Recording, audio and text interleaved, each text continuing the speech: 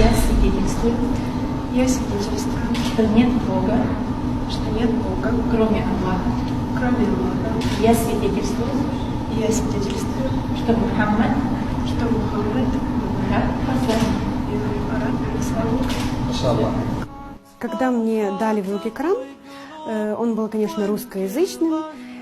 Я некоторые суры прочитала, и большинство с них мне показалось очень правдиво к нашему сейчас времени. أشهد أن لا إله إلا الله وأشهد أن محمدا عبده ورسوله. Честно, еще вообще никто не знает, что я приняла ислам. Знают только близкие люди, с которыми я здесь знакома уже в мечети. Но